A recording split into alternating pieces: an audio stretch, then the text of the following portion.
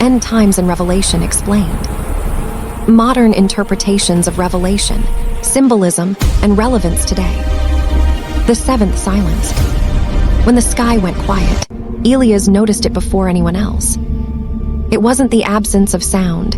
Cities were still loud, screens still screamed, but something deeper had withdrawn, like the pause between heartbeats. He stood on the rooftop of his apartment building as the sun sank into a haze the color of old brass, and for the first time in years, the world felt held. Elias was a symbols analyst by trade. Governments hired him to decode patterns in data, markets, conflicts, digital behavior. But at night, when the noise of logic faded, he read the book of Revelation, not as a prophet, not as a fanatic, as a puzzle. Most people treated Revelation like a map of disasters, beasts, plagues, fire. Elias saw it differently. Symbols weren't predictions, they were mirrors. That night, his phone buzzed. A global alert, every network, every nation. Unidentified cosmic event. 7-minute silence, DET-CTD worldwide. 7 minutes. Elias' breath caught. Revelation chapter 8. When the Lamb opened the seventh seal, there was silence in heaven for about half an hour. Half an hour in heaven, 7 minutes on earth. Coincidence was a luxury he could no longer afford.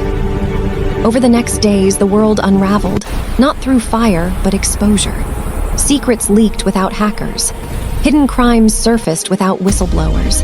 Corrupt leaders confessed on live broadcasts, faces pale, voices trembling, claiming they couldn't breathe under the weight anymore. People called it the asterisk, unveiling asterisk. Social media named villains. Churches argued. Scientists blamed solar anomalies. But Elias noticed the pattern.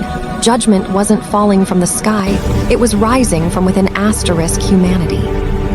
The beasts of Revelation, he realized, were not monsters with horns.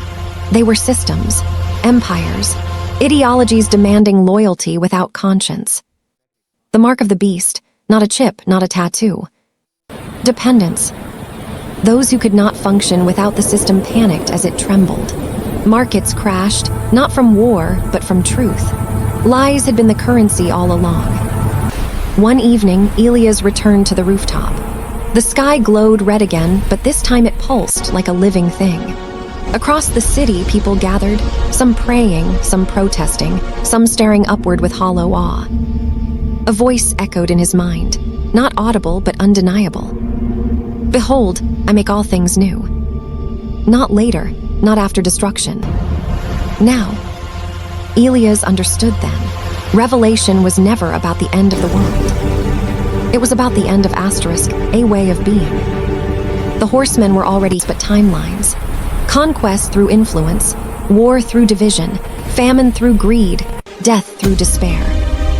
And yet, there was another writer few talked about. The Lamb. Power without domination, truth without violence, authority through sacrifice. As days passed, people changed. Some hardened, clinging to collapsing structures. Others softened, giving away wealth, reconciling with enemies, stepping out of systems that thrived on fear. The separation wasn't geographic. It was internal. One night, the silence returned, shorter this time. Elias smiled sadly. He knew what followed in Revelation: trumpets, bowls, intensity. Not because God delighted in punishment, but because humanity resisted healing. The book had always warned. What you refuse to confront gently will confront you violently. As dawn broke, Elias wrote a final note in his journal. The apocalypse is not God destroying humanity. It is God revealing it. Below him, the city stirred, not ending but awakening. And somewhere beyond sight, heaven leaned closer, waiting to see who would choose light when the truth was no longer hidden.